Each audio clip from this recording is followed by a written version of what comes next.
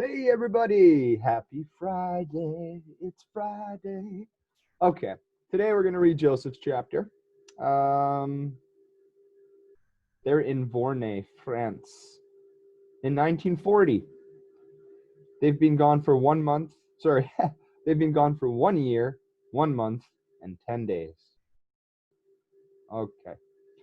Gunfire crackled. An artillery shell whistled overhead and hit with a shuddering thum somewhere nearby. Ruthie cried, and Joseph's mother hugged her close. Joseph peeked out the window. They were hiding in a tiny schoolhouse in a village called Vornay, somewhere south of Bourges in France. The desks were all in perfect rows, and a long forgotten assignment was still written on the chalkboard. It was dark outside, and the trees surrounding the schoolhouse made it even darker. That was good. It helped them hide, but it also made spotting German stormtroopers harder. Joseph ducked back down inside, and his eyes fell on the map of Europe on the wall. The various countries shaded different colors. How wrong that map was now, just a year after he and his family had come to France as refugees. Germany had absorbed Austria and conquered Poland and Czechoslovakia soon after. Holland and Belgium and Denmark had fallen to Hitler, and the Nazis occupied the northern half of France, including Paris.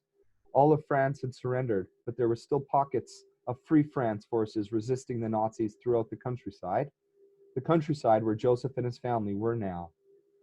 The only oh, excuse me.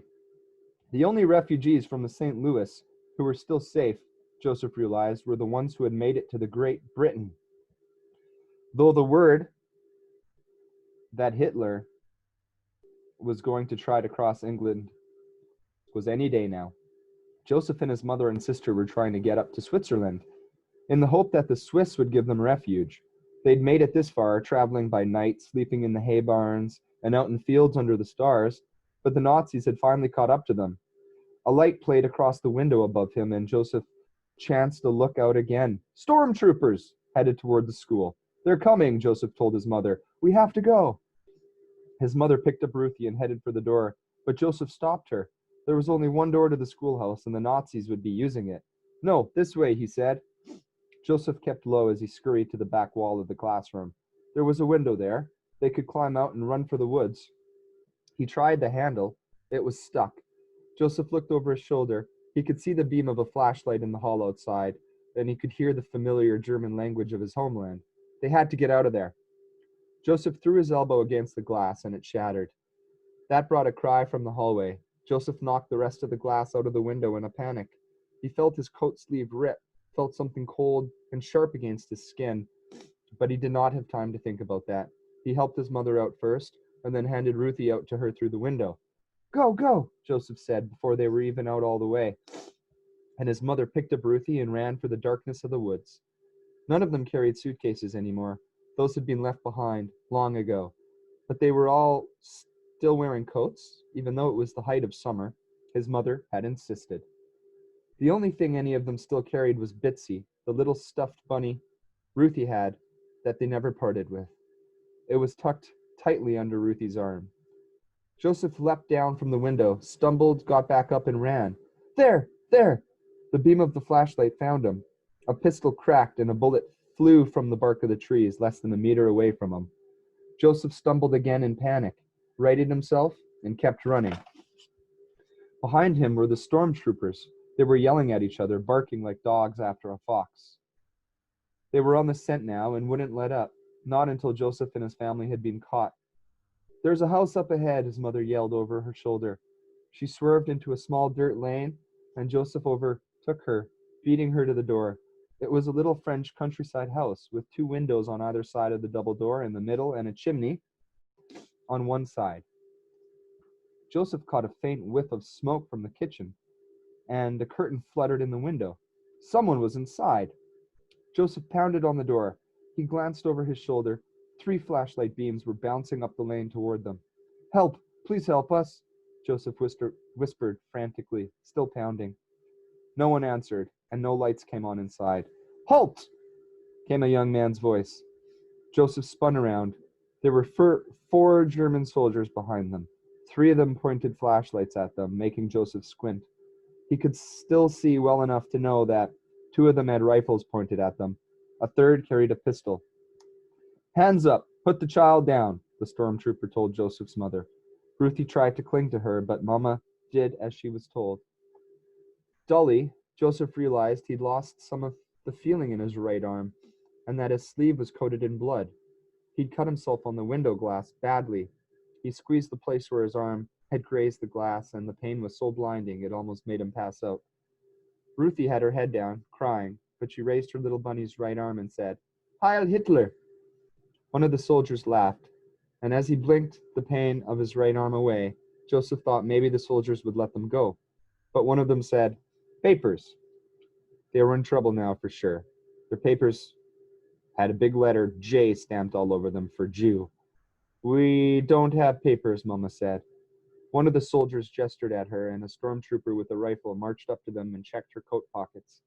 He quickly found the papers she'd carried for her and Ruthie, and just as easily found Joseph's papers on them. The soldier brought them back to a man with a flashlight, and he unfolded them. Jews, the man said, from Berlin. You've run a long way from home. You have no idea, thought Joseph. We're going to Switzerland, Ruthie said. Hush, Ruthie, Joseph hissed. Switzerland, is that so? Well, I'm afraid we cannot allow that, the soldier said. We will be taking you to a concentration camp like the rest of the Jews. Why, thought Joseph, why bother hunting us down and taking us back to prison? If the Nazis want us Jews gone so badly, why don't they just let us keep going? One of the soldiers came toward them with a gun. No, wait, Joseph's mother cried.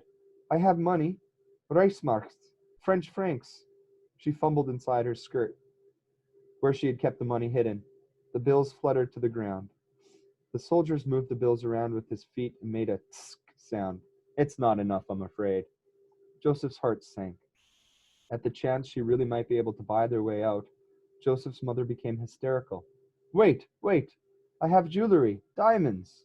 She yanked at Ruthie's coat, pulling it off over her head. Mama, what are you doing? Ruthie cried. Joseph's mother ripped at the seams, the way his father had when he'd rent his garments for his old Professor Weiler from the ship. From Ruthie's coat, she pulled out something that glittered in the light of the electric torches. Earrings. The diamond earrings Joseph's father had bought her for their anniversary 1 year ago. Joseph remembered Papa giving them to her, remembered the smile on Mama's face, the light in her eyes, both long gone now.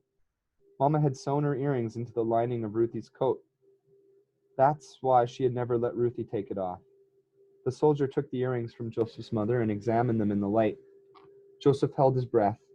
Maybe they would let his mother buy their way out of this after all. Everything I was able to keep, his mother said. It's all yours. Just please let us go. These are very nice, the soldier said, but I think there's only enough here to buy the freedom for one of your children. But that's all I have left, Mama said. The soldier looked at her expectantly. At first, Joseph didn't understand what he wanted. They didn't have anything else to give him. But then the Nazi pulled Joseph and Ruthie to him and turned them around for Mama to see. And that's when Joseph understood. The Nazi didn't care how much money they had, how many jewels. It wasn't about that. He was playing with them. This was just another game, like a cat playing with a mouse before he ate it. I think there's only enough here to buy freedom for one of your children. One of Rachel Landau's children would go free, and one of her children would go into the camps. The Nazi soldier smiled at Joseph's mother. You choose. Whew, tough decision to make, everybody. Well, stay tuned for Isabel next time.